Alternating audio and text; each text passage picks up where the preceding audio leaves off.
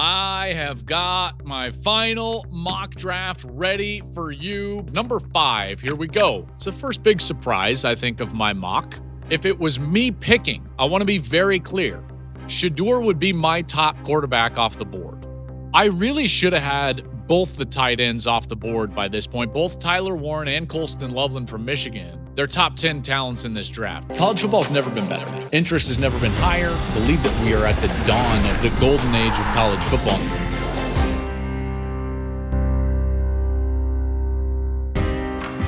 Hey, what's up, everybody? Welcome into the Joel Klatt Show. I am Joel Klatt. This show is brought to you by Hampton by Hilton. We thank them for their support, as always. I have got my final mock draft ready for you before we get set for the 2025 NFL draft. I'm very excited about it. Here we go. We're going to get going. Before we do, just remember, subscribe to the channel, hit the notifications button, because everything that we do is on YouTube, and everything that we're going to continue to do is on YouTube. You can find us wherever you like to social media. We're there. We're like the Three Amigos, at Joel Klatt Show, wherever you like to social media. Like and review us wherever you're listening on your podcast. Okay, here we go. Final mock draft, and I'm excited about it. I think that this is going to be an intriguing draft, and as you heard in the episode with Daniel Jeremiah, and by the way, if you have not listened to or watched the last episode, my conversation with Daniel Jeremiah, the NFL Network draft guru and really great guy, there's a lot of great information about the draft. So make sure to go and check that out, because I'm going to reiterate one of the things that we talked about, which is this might not be a star-powered draft, but there's a lot of starters in this. So we're going to get our starter jackets out right here. By the way, when I was a kid, I had a Chicago Blackhawks starters jacket, and it was sick. Yeah, it was awesome, and I wish I still had it. All right, here we go. Tennessee Titans are on the clock, and I think that we all generally know, I think, where they're going to go, and it's Cam Ward from Miami. He's been assumed to be the number one pick for a long time, and I am not going to change that now. As we get into the late stages here, as there's a lot of smoke and mirrors being thrown around, Tennessee addressed its hole at left tackle by bringing in Dan Moore from Pittsburgh to protect Cam Ward. So this fits in a lot of ways, and you guys know how I feel about Cam. Live arm, he can stretch the field, attack every blade of grass, as Daniel said it, which I thought was a great way of putting it. He's a bit of a gunslinger, and that's really the only thing that gets him in trouble, is that he thinks he can make every single throw on the field, and there are times when he can put the ball in a precarious spot. But other than that, I'm a huge fan of Cam Ward. I love his story. I love his backstory, his road to this point, and he's going to be my top pick in the draft. At number 2, now we start getting some intrigue, because Cleveland, New York, 2 and 3. Where are we going? Do we have a second quarterback taken in the top 3? I think that's the biggest question. I teased this last week in a couple of those other episodes. I am not going quarterback. So with Cleveland, I'm going to go Travis Hunter, the wide receiver corner from Colorado, Heisman Trophy winner. When you listen to Andrew Berry, the GM of the Browns, he references Travis Hunter as a unicorn. And I don't think that they're going to put a limit on where he is and the amount of football that he's going to play on each side of the football. The Browns can get substantially better on both sides of the ball. Again, you guys know exactly how I feel about Travis. I think he's the best wide receiver in the draft. I think he's the best corner in the draft. So when you're talking about value to your organization and to your team from a production standpoint, there is no greater value than the best player on my board, Travis Hunter, and I think that Cleveland selects him at number 2. At number 3, I think everyone's going to be interested. Is it going to be Shedeur Sanders? I actually think the Giants are going to go to Abdul Carter, edge rusher from Penn State. Listen, again, I've talked a lot about Abdul Carter. This guy is phenomenal. I think that he could have an even bigger impact than Micah Parsons in the National Football League, partly because he's a bit longer and he's more raw on the edge. He can go back and play the second level. He can go to the edge. He really only played out there 1 year, and he was a monster. Whether it was playing Ohio State, playing Notre Dame in the playoff, I mean, every single game, the opposition would have to game plan for number 11. Explosive get off and just a game rucker. And I really love what they could build, by the way. Speaking of the Giants, think about that defensive front. So you would have Abdul Carter, which you can move around and you can create, again, a Parsons-like impact. Brian Burns, Kayvon Thibodeau, and Dexter Lawrence. Now you're starting to mimic what Philadelphia was able to do in terms of a front four that can put pressure on anybody in the National Football League. I know that they need a quarterback. Unfortunately, I think that somebody might beat them to the punch later in the first round. That's a professional tease to wait until the end of the first round. Okay, number 4. This is the worst possible scenario for New England, is to see Travis Hunter and Abdul Carter go 2-3. They are going to be desperate for Cleveland or New York to select Shedeur Sanders, because that would leave Hunter or Carter for them, which they would gladly run to the podium and take. But if Hunter and Carter are off the board, save trading down, which I almost did here, I just don't know if anyone's going to jump up to this point for any particular player. So I think New England's going to be stuck, and I think that they're going to overdraft a player that I really like, but at 4, this is going to be a bit of a stretch. Will Campbell, offensive tackle from LSU. Will's an excellent player. I really like him. 4, again, is incredibly high. The future for the Patriots is Drake May, so why not give him some more protection up front? I think that's an easy selection. Again, I just think that they're going to be thinking, boy, we could get him at 7, 8, 9, 10, potentially, or even an Armand Membu and select some offensive tackle. But I think they're going to be forced into picking here, and they're going to go to protect May with Will Campbell. So that's number 4. At number 5, here we go. Are we ready for this? It's the first big surprise, I think, of my mock. Not going to be surprised if Jacksonville runs up there and takes Ashton Jeanty from Boise State. New head coach Liam Cohen, new GM James Gladstone. Jags need to put playmakers around Trevor Lawrence. And as I'm talking to people around the NFL about this draft, man, everybody loves Ashton Jeanty, and rightly so. Rightly so. The guy was running around on that blue turf like he had Vaseline rubbed all over him. He's like, you can't tackle him. You know, he's like the greasy chicken in Rocky. You know, he is excellent. His balance, his vision, he can catch it, even though he didn't catch it a lot last year. Remember, I talked about this idea of Boise giving him more rushes than anything as far as touches go for that rushing yards mark. Look at what he did against Oregon, to Daniel Jeremiah's point last week when we started talking about Ashton Jeanty. Look at what he did to Washington State. Like, he did it against teams that were very good. Oregon was undefeated and the number 1 team in the country until they got beat by Ohio State. So just watch out for this. Travis Etienne is entering the final year of his rookie deal. Are you really going to want to pay him a lot more when you could get a player that might be even better on a rookie contract? Jeanty would be the highest drafted running back since Saquon went number 2 overall in 2018. That worked out not for the Giants who selected him, but that worked out for the Eagles. All right, now we go to number 6. The Las Vegas Raiders. I've got them taking Mason Graham, tackle from Michigan, in a division with Mahomes and Herbert and now Bo Nix in Denver. I think having a dominant defensive lineman, in particular in the interior, that can push the pocket into the lap of those quarterbacks is advantageous.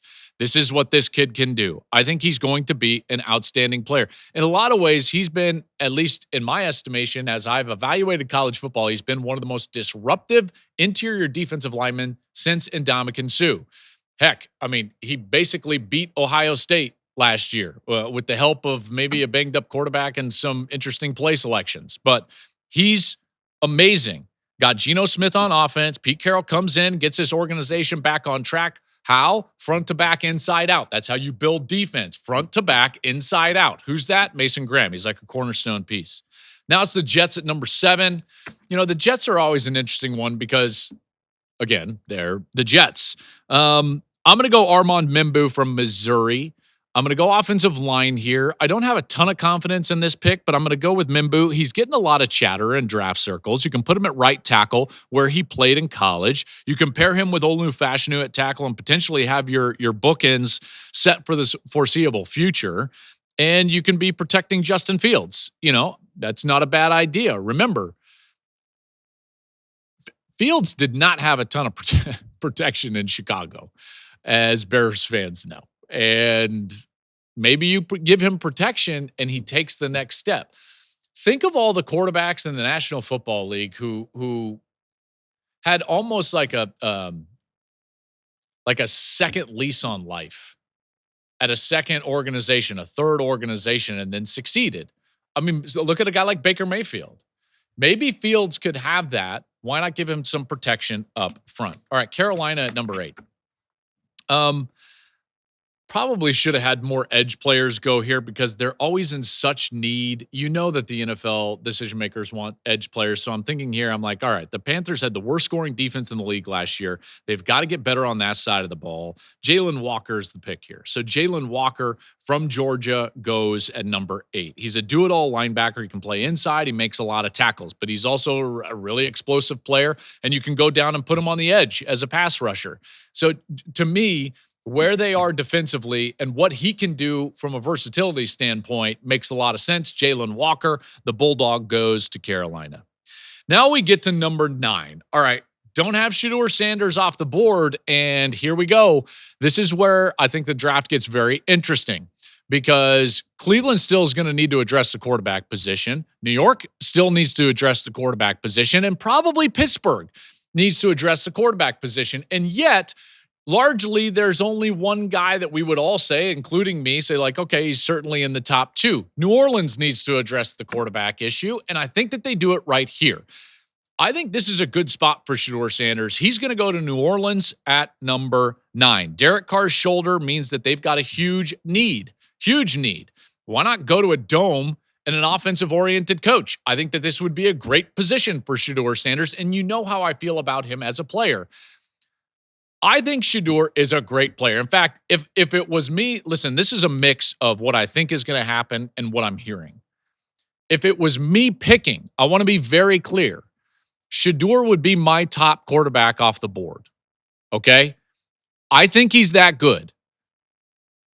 I know that there are people out there that totally disagree with that take, but again, when you look at what he does when the pocket is clean, it's surgical. When you look at what he does when the pocket is not clean, which is often, he's a magician. He escapes, extends the play, keeps his eyes down the field, and then he's so accurate throwing the football down the field. He can fit the football in a shoebox. I think his game is going to translate much better to the National Football League than maybe it even did at college at times. I really do. He processes information. He's a great decision maker. He took care of the football. He made plays down the field. Shedeur, New Orleans at number 9. At number 10, here we go with the Bears. All right, Bears fans, what do we want? What do we not want? I don't care what you want. You need offensive line help. So that's where I'm going with the Chicago Bears. Kelvin Banks Jr. from Texas. I think that this guy, outside of one game, really, or maybe 1.5 games against Georgia, he probably would be the number 1 tackle on the board. But yes, he did struggle against Georgia. The entire team struggled against Georgia, let's face it. And because of that, he kind of moved off of that perch as a guy that I thought could have been OT number 1, if you will, offensive tackle number 1 in this draft. Really good player. I like him a lot. Ben Johnson comes from Detroit, who had one of the best offensive lines in the league. I could see him trying to bolster that area. They upgraded the interior of the offensive line through some trades and free agency. They added 3 veterans, starters at both guard positions and center. In order to get the best out of Caleb, I think you got to protect him. You got to protect the investment. Caleb needs to work. If Caleb doesn't work, it's like, well, we're square one again. So you got to give him the resources to try to work. And part of that is the offensive line, which they've already invested in, and now they can double down on that in the draft. Kelvin Banks Jr. at number 10. Number 11, San Francisco. They need help all over. They need to rebuild the roster in a lot of places. They lost a ton of guys in free agency. And so in some ways, I think that they can just take best player available. And there's a guy that has slipped to this point in the draft that otherwise would have gone probably in the top 5 or 6, save for some injuries that he had, and specifically an injury to his toe. And that's Will Johnson, the corner from Michigan. I look at Will Johnson as kind of a perfect San Francisco 49er. I think he fits what John Lynch wants to do. He's long, he's tough, he's got great instincts, great ball skills, and he's a terrific corner. Again, if he wasn't hurt, he'd definitely be off the board at this point. But he has struggled with that turf toe to stay on the field. That kept him out really majority of the season. But when you looked at when he was healthy, even when he was playing great offenses and wide receivers like Ohio State with Marvin Harrison Jr., man, this guy is a dog. He's making plays early in his career as a freshman. He's making plays on the football, taking them back for 6. He's really, really good. So Will Johnson to San Francisco, I think that makes a lot of sense right there. Dallas, I had Ashton Genty in a lot of my mock drafts, and now he's off the board. So where does Dallas go? That's a great question. Again, they could probably address a few different areas, but they need help in the run game. They can address that later. I think that there's always going to be second and third round running backs where you can go and you can get value with players that can come in and step into the offense right away and start. So why not go out and get a wide receiver to go with CeeDee Lamb to try to take some pressure off of CeeDee Lamb? Does it make sense? I don't know. Does what Dallas does a lot make sense? Nah, I don't know. Tetairoa McMillan from Arizona. Why not? Big body receiver. He can go out there and make plays down the field. You're giving Dak Prescott more weapons. You can infuse some help into the run game later in the draft because, as we know, we can always get a good running back in the second round. We can't always get a wide receiver with the 50-50 ability, the big frame, like we can get right here with Tetairoa McMillan. I think he's a really solid player. And again, you pair him with CD, take some pressure off of that side of the field, and allows Dak Prescott to go to work. Now we get to number 13, the Miami Dolphins. They picked up Chop Robinson last year in the first round. He had a really good rookie year. Chop was terrific from Penn State. Both Bradley Chubb 2 years ago and Jalen Phillips last year have had knee injuries over the last couple of years. So I know I'm going into a position where they might not need this, but I do think that the edge player from Georgia, Mykel Williams, is an interesting pick right here. His versatility, his ability level, and overall measurables are off the charts. So why not draft a guy that you think has a lot of potential and a guy that can impact the game on the defensive side? That could be Mykel Williams. All right, number 14, the Indianapolis Colts. The Colts have to figure out what they have at QB with Anthony Richardson. They've got to figure that out. They brought in Daniel Jones this offseason. Is anyone excited about that? Exactly. Tyler Warren, Penn State. I really should have had both the tight ends off the board by this point, because if you're just looking at a big board, both Tyler Warren and Colston Loveland from Michigan, they're top 10 talents in this draft. But when you start looking at positions of need, so on and so forth, they could slide a little bit.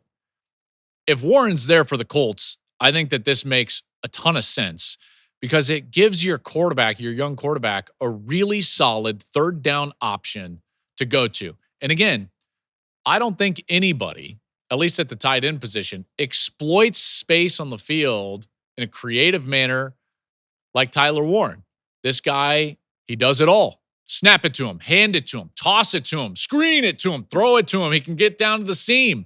They handed it to him in the inside of the 5-yard line against Ohio State. They likely score a touchdown there rather than getting stopped on fourth down by not giving Tyler Warren the football.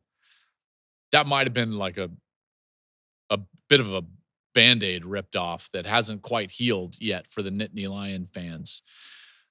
But Warren is sensational, and the Colts could use something like that. So I like that idea of Warren going to Indianapolis. At 15, the Atlanta Falcons come up.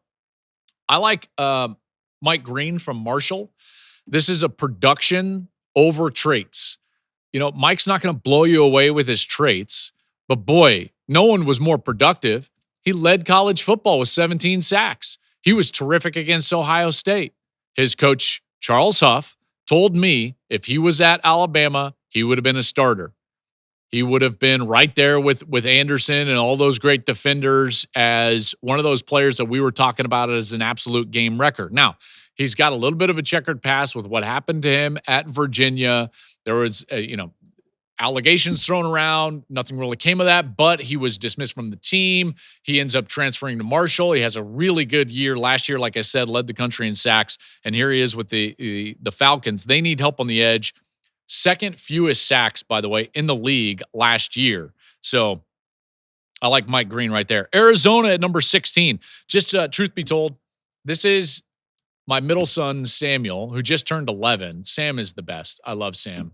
Love all my boys. Sam loves the Arizona Cardinals, so he asks me all the time, Dad, who are the Cardinals going to select? So, Sam, here we go. I haven't told you until now. Cornerback Jahdae Barron from Texas.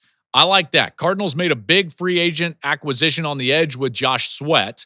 So now Sweat comes in from the Eagles. Now they can improve on the back end with the Thorpe Award winner, Jahdae Barron. Huh? What do you think, Sam? I like it too. I can feel your affirmations right there, my man, and I love you. Again, though, this makes a lot of sense. You can get much better, tangibly better on two different levels of your defense if you're Arizona by bringing in Sweat in free agency and then selecting the Thorpe Award winner, Jahdae Barron, there for your secondary. At 17, here come the Bengals. The Bengals took care of Jamar Chase and T. Higgins, but they're still in an awkward position because Trey Hendrickson, they gave him permission to field a trade, right? So you would think they'll lose Hendrickson, who led the league in sacks. So I think that they desperately need pass rushers. Let's go Shamar Stewart. I think Shamar Stewart is interesting right here. Now, didn't have great production, but boy, you talk about talent, you talk about potential. Now, potential can get you fired in the National Football League. He didn't have, again, a ton of production, but man, you look at him and you see the way he tested. You watch him on the field and you're like, it should be there. And this is what we always know about the National Football League is that somebody believes I can get the production out of him.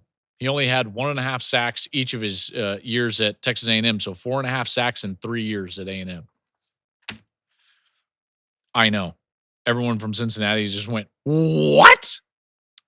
He was 12th in the SEC in quarterback pressures, so that's solid, but he's 6'5", 267. At the combine, he ran 4.59, third fastest defensive end. He had a 10.11 broad jump. That's first among defensive ends. Again, someone's going to be like, oh, I'll get him to the quarterback. You give me 10.11 broad jump and 4.59 at 6'5", 267. It's like, I'll get him to the quarterback. And so, in my mind, that's Cincinnati. 18, Seattle.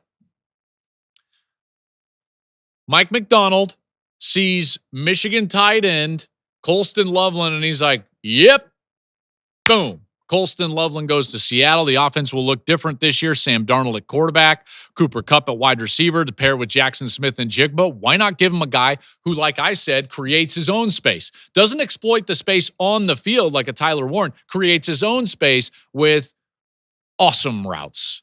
Very good route runner. Again, he can go out and be a single wide receiver. He can line up in line. He's very versatile in terms of that. And I think Loveland is too good to pass up and reunites with Mike McDonald right there, who, of course, was the defensive coordinator at Michigan just a couple of years ago. At 19, Tampa Bay comes on the board. Bucs look to improve on the defensive side here. I think that they're going to grab what I think is a really versatile, quality player in Jihad Campbell from Alabama. This fits for me. They can get better on defense. Again, versatility is the name of the game on defense, in particular from the linebacker perspective, because what you get is teams that sit in 11 personnel or 12 personnel, and then they get into all different sets where they can bring them in tight, the tight ends, and run the football. They can then widen the tight ends out, flex them out, and throw the football. So you've got to have guys that are versatile, that can line up on the edge, maybe back up and play off the ball. Campbell can do that. So I think Tampa goes with him at 19. At 20, the Denver Broncos come on the clock. So Peyton used his first-round pick on running backs twice before. He's selected Reggie Bush and Mark Ingram in his life. Pretty good selections, by the way. Kind of like we draft. Well, never mind. I'm going to go with Omarion Hampton from North Carolina. So in my top 50, if you've been paying attention, I actually have Travion Henderson and Quinshon Judkins above Hampton. Now, I want to be crystal clear. That is not an indictment on Hampton as much as it is. I really think that Judkins and Henderson are undervalued. Hampton is phenomenal. He does everything well. And if you put him in Denver with a creative offensive guy like Sean Payton, a young quarterback like Bo Nix, they need help in the run game. They need help on third down. A lot of different things he can come in and help with. Put Hampton behind a good offensive line, pair him with Bo Nix. Hampton can catch it, which Sean Payton loves. I think Travion Henderson could be a good fit here. I even think Quinshon Judkins could be a good fit here. But again, the Broncos and what I'm hearing right now in NFL circles is Hampton is largely the consensus number 2. He wasn't on my board, but he's largely the consensus 2. The Broncos are close. That's who should be drafting a running back early. Use these young legs. I think the Broncos could make a little bit of a run. Why not go with a running back, and in particular, a young running back? 21, Pittsburgh Steelers. All right, so are we talking quarterback here? I think it's a little too rich for a Jackson Dart at this point.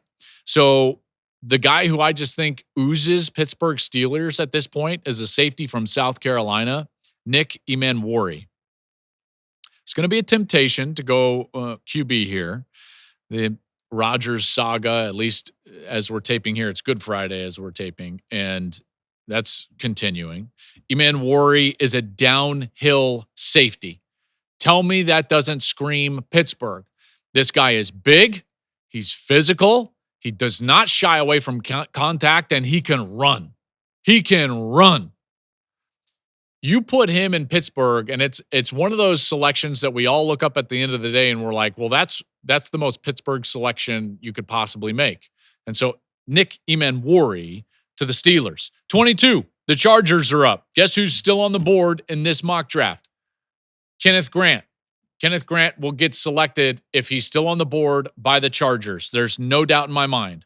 Jim Harbaugh, Jesse Minter, they both love this guy. They've told me since he was a young guy that he's going to be the best of all of them, that he's going to be a dominant NFL player. He's just scratching the surface of his potential. He's explosive. You're seeing him right now if you're on YouTube. And if you're on YouTube, congratulations. Everyone should be. He was hawking down Nick Singleton from Penn State. He's disruptive. He will continue to get better and better and better and more polished as it relates to being a pass rusher as he gets more experienced. He doesn't have a ton of experience, but man, he is strong, he is big, and he's a guy that can be disruptive. And mark my words, if he's on the board, Minter and Harbaugh are going to run and select him. There's not a doubt in my mind. 23, the Green Bay Packers. Packers opt for help on the edge here. Donovan Ezaraku from Boston College. He was second in the country in sacks last year. This guy is production, man. 16 and a half sacks. So just behind Mike Green. And he can get after it. Only 12 games he got, though. So he actually led the country in sacks per game. Again, that's good value at 23. He might not have the traits of a Shamar Stewart, who I've got going to Cincinnati at 17. But Ezaraku is a hell of a player, and I think that he would fit in Green Bay. And I think that they could use that help. 24, Minnesota. The Vikings have strengthened the interior of that offensive and defensive line through free agency. They can grab somebody outside of that. Look at a guy like Malachi Starks. Now, again, I think Malachi Starks is undervalued at this point in the draft. Safety from Georgia. He steps into Kirby Smart's defense, and he started right away as a true freshman. They can grab Starks at safety, strengthen the pass defense that gave up the 5th most passing yards in the league a year ago. Makes a lot of sense right there. At 25, Houston. C.J. Stroud was sacked the second most of any quarterback in the league last year, and then they decided to trade Laramie Tunsil to Washington. So do you think they need offensive line help? Yep. How about Josh Simmons from Ohio State? Simmons transferred to Ohio State from San Diego State. He's coming off of a patella injury, and everything that I've heard, the medicals are coming back really positive for Simmons and his recovery from that patella injury. It was a non-contact injury, which sucks. But if he would have stayed healthy, he would have been an All-American, and he would have been in the picture, I think, for the top offensive lineman drafted. We saw what happened when Stroud and got to the playoffs with Houston.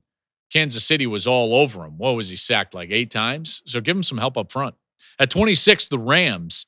Okay, so this one is like, to be fair, I don't know. I don't know where the Rams are going. So this one's kind of like, I would love to see them draft my favorite player in the draft right here, smart slot receiver Emeka Egbuka. I don't think you can go wrong drafting Emeka Egbuka. He's one of the great people I've ever covered in my career covering college football. He's a great leader. He's an excellent route runner. He's reliable catching the football. He's a technician.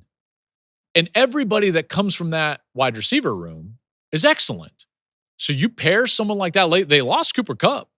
So, hey, like they bring in Devontae Adams. That's not a long-term fix. That's a 2-year contract. And would anybody be surprised if it was only one?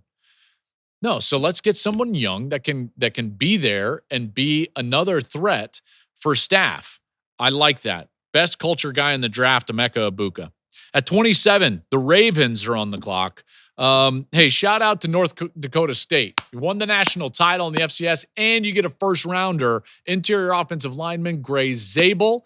I like him going to Baltimore. Baltimore got a deal done with left tackle Ronnie Stanley. They could use some help on the interior because they lost a guard of theirs, Patrick McCarry. So Gray Zabel, who I think is an excellent player. He's played a lot of football in North Dakota State. Just farm tough, man. Like this guy, he talks about the 3 Fs. No, don't go there. Don't you dare. This is a family show. Farming, football, and family. Goodness gracious. I cannot believe you did that. We move on. 28. Detroit Lions. There's a lot of potential with James Pierce from Tennessee on the edge. This is a traits versus production. We talked about it with DJ. Pierce had the production a couple of years ago. In fact, after his, 10 sacks in 2023, you look up and you're like, man, he could be one of the top players in the draft. But then that production fell off just a little bit. I think you pair him up with Aiden Hutchinson on the edge, and you've got something cooking there in Detroit. I really like that. All right, let's get interesting here. 29. Washington doesn't have a 3rd-round pick, so I don't think they would mind dropping back here. Why? You're not going to draft anybody at 29 that's going to be substantially different than drafting somebody at 34, 33. Browns have the first pick in the 2nd round at number 33. So they can drop back literally 4 picks. And they'll select someone just fine. Meanwhile, Cleveland and New York, as I told you earlier, passed on the quarterback in the 1st round. And so now they're going to be sitting there and they're going to, I think, jockey for position. I think Cleveland beats them to the punch. Washington needs a 3rd-round pick. Cleveland jumps in at 29 and selects Jackson Dart, Ole Miss quarterback. And he goes, and we have a 3rd quarterback selected in the 1st round. The Browns, they passed on the quarterback early. Now they get into the back end of the 1st round, and they get Jackson Dart. I think Jackson Dart is very talented. He's going to need to grow a little bit from a play standpoint because of all the things that were schemed and scripted for him at Ole Miss in the best possible way, by the way. But that was the case. So Jackson Dart goes there at 29. At 30, the Buffalo Bills, they beef up the defensive line. Not a bad option for a team that has to somehow beat Patrick Mahomes at some point. How about defensive tackle Derek Harmon from Oregon? Transferred into Oregon and had a magnificent season. He's disruptive in the middle. He's powerful, and I really like what he brings to the table. And then you look at what we've got in the last couple of picks here. 31 to Kansas City and 32 with Philadelphia. Kansas City needs offensive line help. We saw that in the Super Bowl. Josh Connerly, also from Oregon. So a couple of ducks there at 30 and 31. Mahomes needs more protection.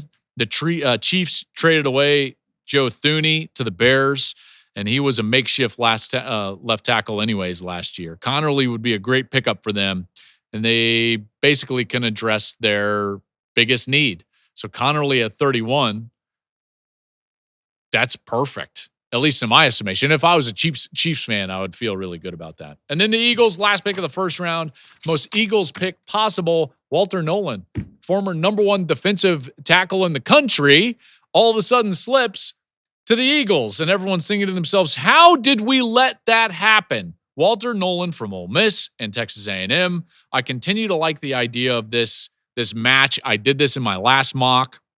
There's some rebuilding that they've got to do on the defensive line. They lost Milton Williams, Josh Sweat, both the free agency. Howie Roseman has bet on talent in the draft in recent years, and it's paid off huge for them. Look at what happened last year in the Super Bowl. The idea of Jalen Carter, Walter Nolan in the middle of that defensive line sounds terrifying, and that's why I think they'll do it. So Walter Nolan rounds out the first round of my mock draft 3.0. I hope you enjoy the draft. I will be there live with the NFL Network on Thursday and Friday.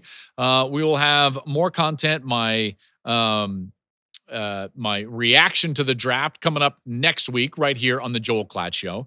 Make sure to subscribe on YouTube because that's where all the cool kids are. Make sure to go follow us wherever you like the social media because that's what you do at Joel Klatt Show. And I just appreciate you being a part of this. I'm taping this episode right now on Friday, which is Good Friday. You will be listening to this after Easter. I really hope that you had an amazing Easter with the ones that you love.